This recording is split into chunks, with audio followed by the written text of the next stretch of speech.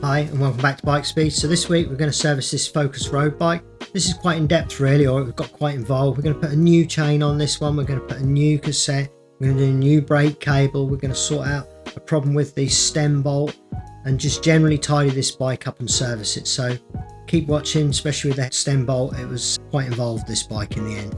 But initially we assessed the bike and we could see that the chain was fully stretched out, the cassette was quite badly worn. The customer had actually told me that he was bringing this bike in and it was a second bike to him, that he was going to be putting this onto a turbo trainer.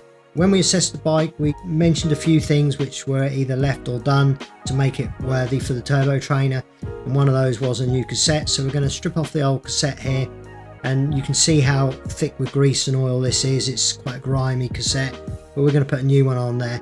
And then while I was doing that, I noticed that it actually had a broken spoke. So obviously I contacted the customer and we communicated on best course of action, and he was quite happy to go ahead with getting the spoke and the wheel retention. So we're also going to sort that out. We had this thumb adjuster here on the rear derailleur, was absolutely seized solid, so you wouldn't be able to do any adjustments on your rear derailleur in the course of time with that seized like that. So as part of the cleaning and servicing process, we actually sorted out that thumb adjuster as well. And actually, ultimately, although we didn't show it on camera, we replaced the rear derailleur cable. We couldn't set it up quite right after we put everything in, so we replaced that. But we, like I say, we didn't quite show that on camera. But we get everything apart, so you can see front derailleur here. Again, can benefit from being cleaned up, benefit from being re-lubricated, and that's the thought process in any service that we're doing, is trying to improve the bike back to factory condition, back to original. So we're also going to take off the chain set, quite thick with debris between the two sets of gears, so we don't always take those apart, but in this case we did elect to take it apart. And then this was one of those little curveballs that came up with this one. We took off the back brake, but actually the cable had a strand that was broken, so we did actually replace that in due course, which again we'll show you as we're going. Clean out some debris off that front fork, really common. You'll see that in other videos that we do. They're always blocked up with mud and debris, and this bolt here is always rusty. So we took out that bolt, took off the front brake. You can see the rust on there. It's actually only surface rust. So we cleaned it up, we greased it and put it back in, and that should be good to go and serviceable for next time. And then, like I say, we took this chain set apart in this instance and cleaned the rings themselves up in the ultrasonic cleaner. It just made sense to do it because they were quite thick with grease and oil. And again, stripped down the derailleur. Obviously we had to address that thumb adjuster, clean up the jockey wheels, clean up the derailleur itself and re-lubricate.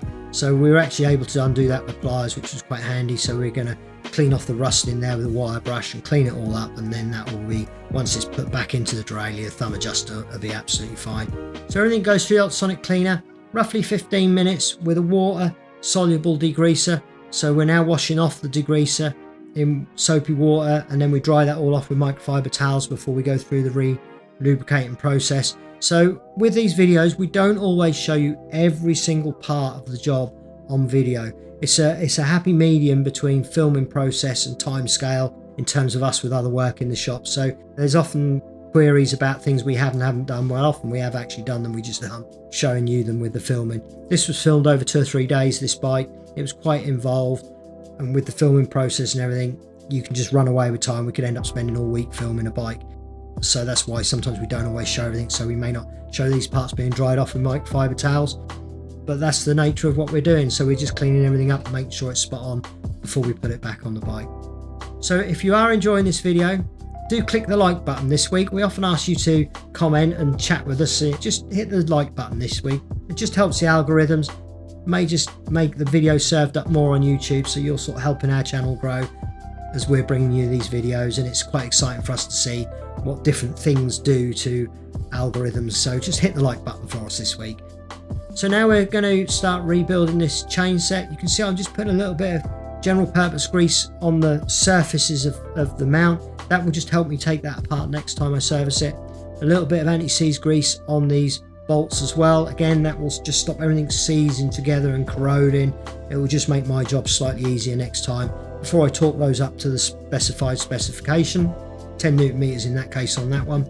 And then I just re-lubricate the jockey wheels before I put those back into the derailleur. A little bit of premium grease on there, nice high quality grease for the jockey wheels. Should just make those run a little bit smoother and help not drag away wattage when you're cycling your bike. So they all go back together, We put a little bit of Loctite 222 on those bolts in the center just to make sure they don't come undone. And again, anti-seize grease, general purpose grease on the thumb adjuster, and I know that that will now work nicely on the bike. A nice thin oil on the pivot points of the derailleur. It's a very watery, lovely thin oil that we use on there. And then again, a little bit of premium grease on the spring, that'll just stop that going rusty and stop it grinding against itself, and that will work nicely.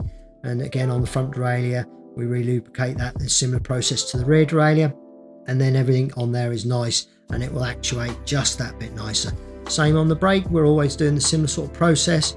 Threads with anti-seize grease, bolts with anti-seize grease. We even use a little bit of silicone grease there on the plastic slider for that spring on that brake there.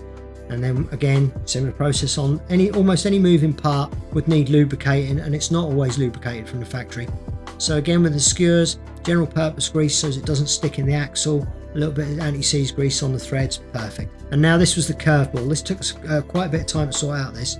When we were going to line up those spacers on the stem there, we realised that this bolt had been way over tightened at some point in its life and had completely stripped out the head. There was no way it was going to do up or undo, so we couldn't have checked the torque. So we put a groove in it and we undid it with a screwdriver, but actually we made that look easy on that edit there. We actually had to put several grooves in it and just keep turning it and turning it. It was an absolute nightmare to get that one out, and it was a real problem. So I took all the spacers off, and I just wanted to check this steerer tube hadn't been crushed by that over tightening of that bolt, and it was actually fine. There was no damage. So we lined up all those spacers before putting everything back together, and then when we torque that up, we've now got, well, we will have, as you'll see, fresh stainless steel bolts in there, and we know that they're going to be absolutely perfect. I had actually discussed the headset bearing on this bike with the customer, but because it was going on a turbo, he decided not to do that this service round. He may do that in the spring. So I wanted to actually make my job and my life easier next time I service the bike. So that was why it was important to sort those bolts out and not just leave them and think, oh, I'll do that next time, or not line up the spacers. We needed to do that. So now we're going to sort out this wheel with the broken spoke. So obviously we have to take everything apart. You can see the dust and powder coming away there. There was actually a little bit of aluminium corrosion under the rim tape, which I'm just cleaning off now with a wire brush. And then I actually just skimmed a little bit of oil around that just so that it would stop the corrosion from sticking to the rim tape in the future. So on goes our new spoke, a little bit of spoke freeze on the nipple of the spoke itself. And so I now get that all done up and ready to go, and then I'll measure the spoke. This measurements here shown on the screen where the measurements were when it had a broken spoke. You can see several of them were out of tolerance, and then this is how we presented the wheel to the customer, with everything within a 10% range. Again, you can see on the blue line there where the broken spoke was and how out of sync everything was and how perfect we got it afterwards.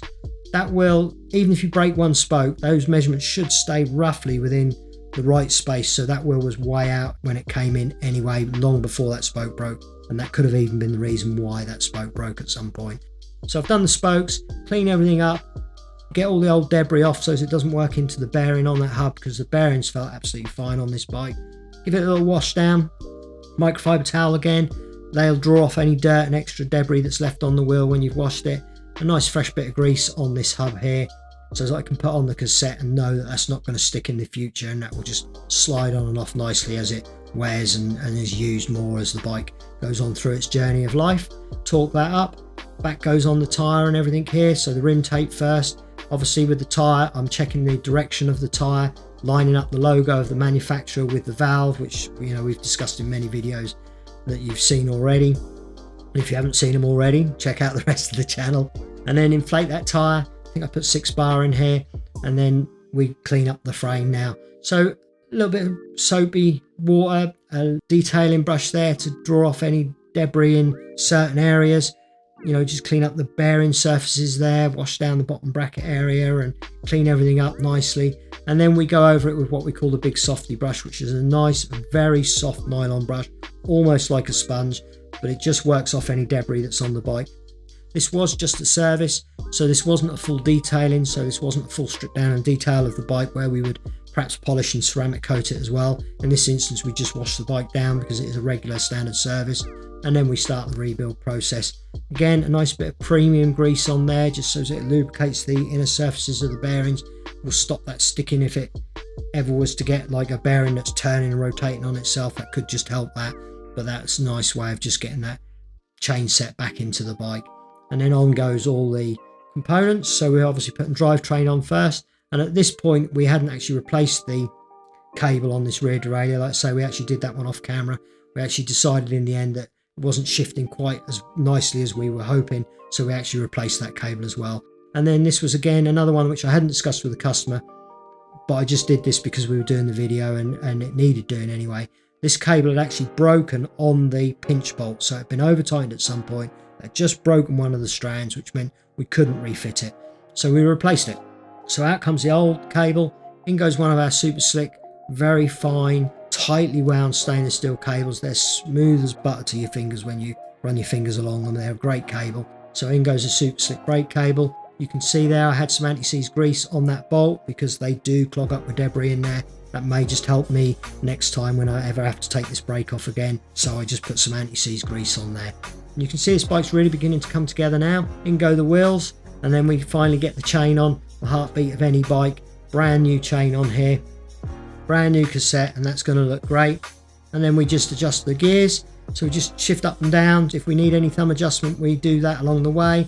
As it was, these were almost set perfectly from putting them back together. Everything was nice there. Check the brakes, align them. I spin them a few times, just check that they're grabbing the rim evenly each side and working correctly, and that the wheel isn't buckled in any way to catch that brake, and then just make sure those brakes are absolutely spot on.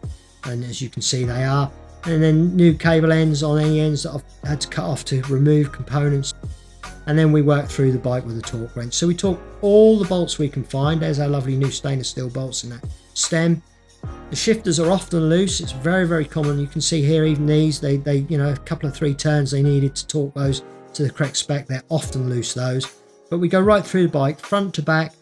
You have sort of a similar, you'll see in other videos, similar process all the way through, similar thought process, running front to back with the bikes as we don't forget anything. We do all the bolts that we can physically get to. There are occasions when maybe there's something that we can't quite do in this manner, but in general we go right the way through the bike, torque everything up. It's all got a specified torque. You can see it written on there, 4 Newton meters on that seat post clamp, the pads, the pinch bolts, the mounts, all those sort of things we're doing. Again, mounts, pinch bolts. We go right through the bike, and then we just check the frame fittings as well. Those I always do by hand, and you can see what a vast difference we've made to this bike. This is now ready for its winter on the turbo trainer. This rider will get many, many hundreds of hours on his turbo trainer on a lovely looking bike. It's not going to clog up and make his house dirty. So thanks for watching. Do like, do subscribe, do drop us a comment, and hopefully we'll see you again next week. Bye for now.